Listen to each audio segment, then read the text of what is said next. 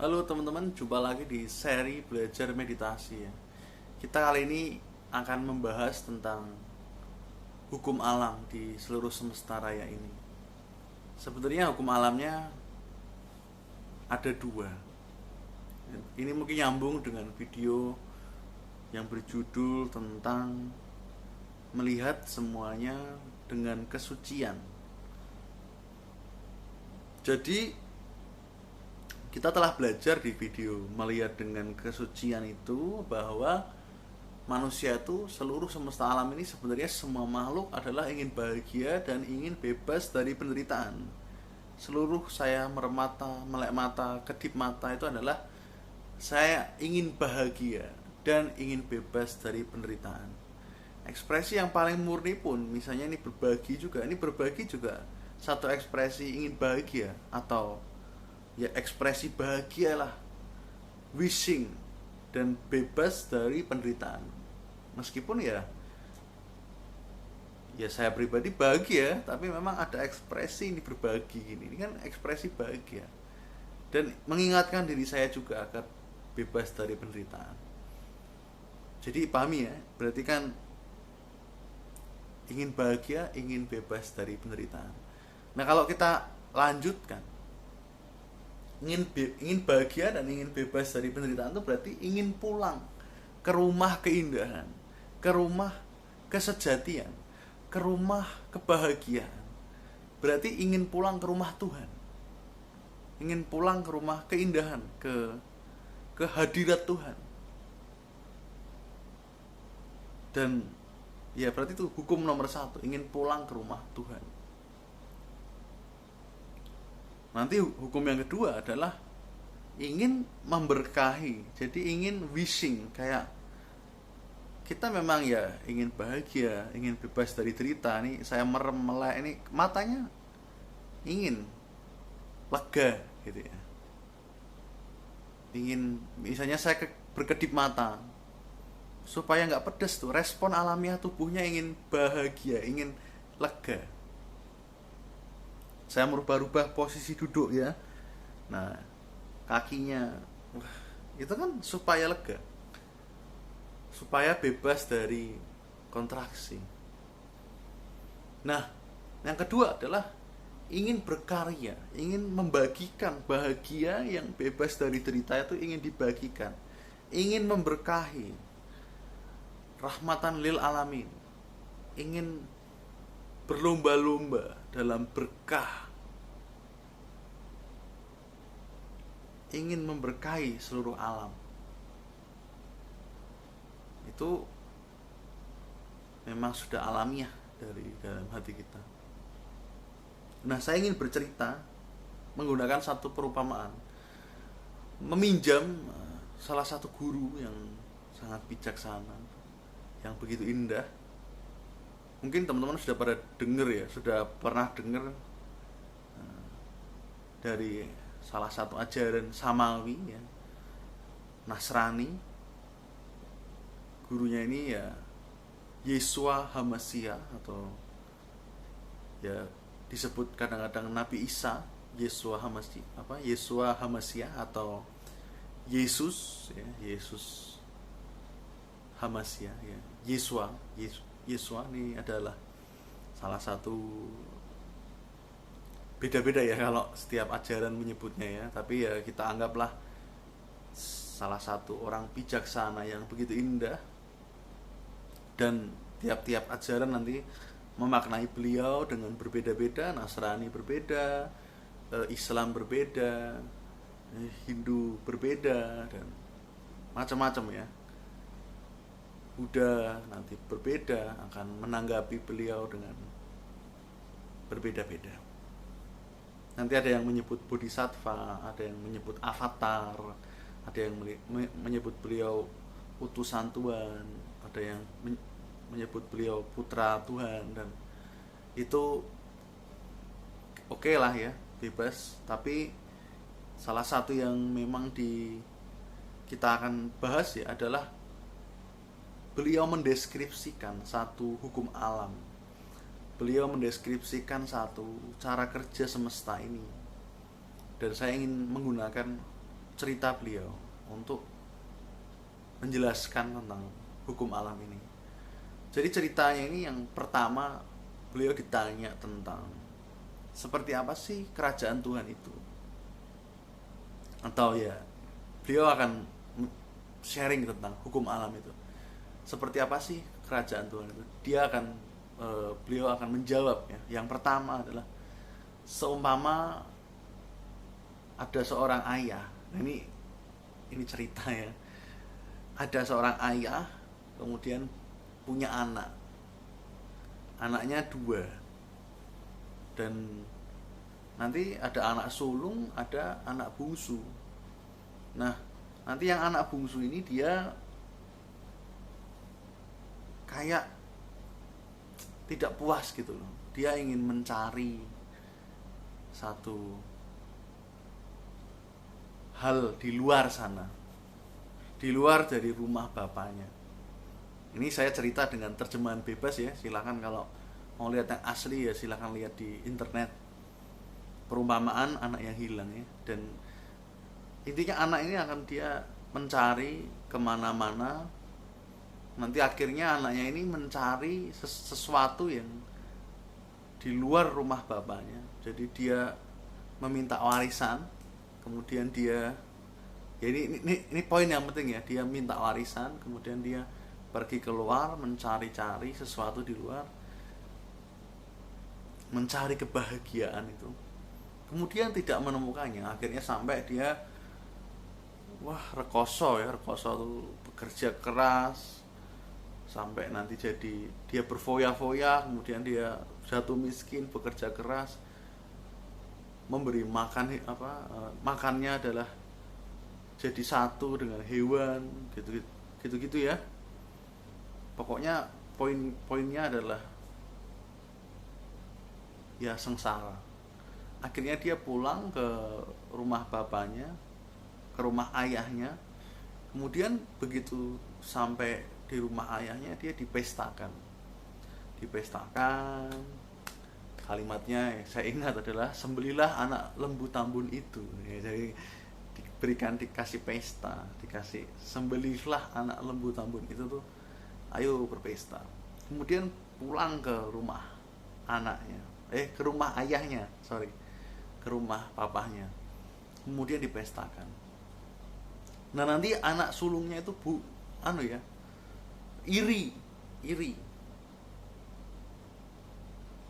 iri karena kok dipestakan nih padahal anaknya udah nakal. Kemudian ayah itu berkata pada anak sulung itu bahwa kamu tuh kayak nggak tahu aja sih, sebenarnya jangan iri karena apa yang menjadi milikku itu sebenarnya milikmu juga. Nah gitu ya, jadi jangan iri karena apa yang menjadi milikku adalah milikmu juga. Nah sebenarnya di sini kita akan melihat bahwa apa yang dideskripsikan oleh Yesus, oleh Nabi Isa itu adalah satu hukum alam, satu fakta bahwa kita tuh seperti pengembara yang mencari objek-objek kepuasan di luar untuk kemudian kembali pulang ke rumah keindahan di dalam, di sini dan saat ini. Makanya meditasi itu sebenarnya salah satu intinya adalah pulang ke rumah Tuhan, kembali ke hadirat Tuhan, mengenali Tuhan di sini dan saat ini. Tarik nafas, buang nafas.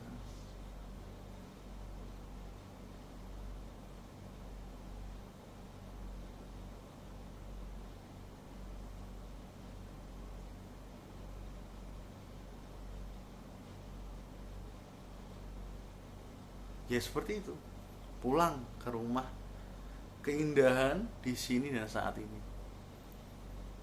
Kemudian nanti yaitu manusia telah mengambil warisan, yaitu berupa akal pikiran. Kemudian dia mengembara keluar dan dia kembali, dan kembali juga masih dipestakan.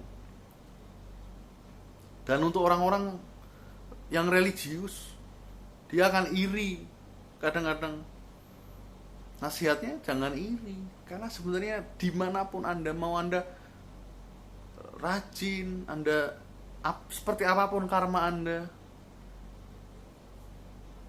yang menjadi milik Tuhan itu ya kita juga berhak sebenarnya.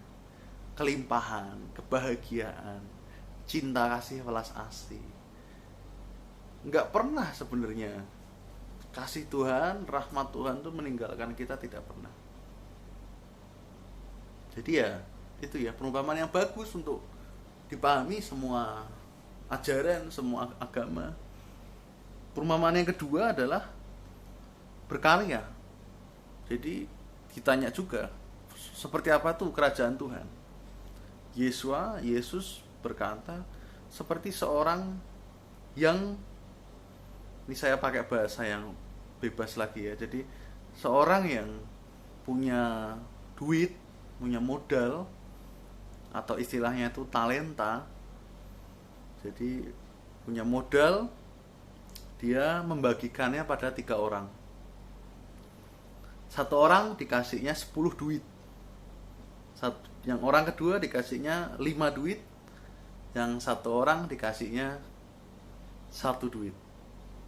Nah, nanti dari 3 potensi itu, yang satu yang dikasih 10, dia mengembalikannya. Jadi ceritanya orangnya ini pergi, kemudian nanti dia akan menagih, dia akan datang lagi. Dari yang 10 nih jadi 20, dikembangkan oleh dia. Kemudian dari yang 5 jadi 10. Yang orang yang terakhir ini 1, karena dia iri hati, dia mengubur duitnya itu dan ngambek gitu ya. Nggak mau males ya gitu ya. Nanti yang 2 ini dipuji karena telah mengembangkan duitnya itu. Yang 1 itu adalah dikutuk ya, di istilah katanya adalah ya, diberikan kegelapan yang paling gelap, di sanalah terdapat ratap dan kertak gigi. Itu artinya adalah ya orang yang kurang menghargai potensinya, kurang menghargai satu karyanya, dia akan menderita. Nah, ini juga sangat menarik kalau kita jadikan 2 hukum alam ini. Yang hukum yang kedua adalah bahwa apapun potensi kita, seperti apapun keunikan kita, ada dorongan untuk berbagi berkah, ada dorongan untuk fastabikul khairat, berlomba-lomba dalam kebaikan, ada dorongan untuk memberkahi, bodhicitta, dorongan untuk berdharma, untuk mengkaryakan, untuk memberkahi. Seperti apapun potensinya loh. Jangan mengubur satu keunikan dorongan karya kita. Ayo terlibat, menjadi terang dunia. Dan itu juga salah satu bagian dari meditasi, adalah melaksanakan hukum alam itu untuk in tune, terhubung dengan dorongan karya itu dan memberkahi sesama, menjadi rahmat, menjadi rahmatan lil alamin, memberkahi seluruh alam. Demikian ya, itu hukum alam. Kita bisa lihat seluruh semesta alam ini cuma pengen pulang ke rumah kebahagiaan, dan dia ingin berkarya, berbagi berkah. Dan hukum alam ini terjadi bersamaan ya, tidak satu-satu, tapi memang gini, jazz gitu, kayak kita diajak untuk pulang ke rumah Tuhan di sekarang dan berkarya. Pulang ke rumah Tuhan di sini dan saat ini dan berkarya. Terlepas dari apapun tradisi Anda, dorongan untuk memberkahi, dorongan untuk bahagia, untuk pulang bebas dari derita, itu ada. Jadi mungkin Anda udah lihat di video lain, bahwa di YouTube ini juga, bahwa hidup itu adalah penderitaan. Itu layer 1, karena memang kita melekat pada objek-objek. Nanti ada layer berikutnya, bahwa manusia dan semua makhluk ingin bebas dari penderitaan dan ingin bahagia, nanti ada layer berikutnya bahwa hakikat semua makhluk itu bahagia dan bebas dari derita. Nanti ada layer berikutnya bahwa kita ingin berbagi kebahagiaan itu, dan ini ditumpuk jadi satu. Susah dipahami ya. Nah, itu hukum alam. Memang itu susah dipahami. Memang satu sisi ada penderitaan, ya memang satu sisi ada satu dorongan untuk bahagia dan bebas dari derita. Sisi yang bawahnya lagi, hakikat kita itu memang bahagia dan bebas dari derita. Sisi yang dalamnya lagi, kita ingin berbagi kebahagiaan itu. Itu ditumpuk jadi satu. Jadinya adalah kita ini. Rumit ya? Yaitu kita pengen bahagia. Hakikatnya kita padahal udah bahagia. Kita melekati objek, jadinya kita penuh penderitaan. Padahal kita dipanggil pulang, hakikat kita udah baik dan kita ingin berbagi. Jadi satu. Nah, itulah hukum alam. Dan memang indah ya, dan ya itu dorongan untuk kembali, hablumin Allah, dorongan untuk berbagi, hablumin anas. Nah, itu ada nyata. Moga-moga perumpamaan dari guru kita semua, Yesus, Nabi Isa ini dapat menjadi berkah karena beliau mendeskripsikan hukum alam yang universal, yang berlaku bagi semua makhluk. Semoga berkah buat semuanya dan terima kasih.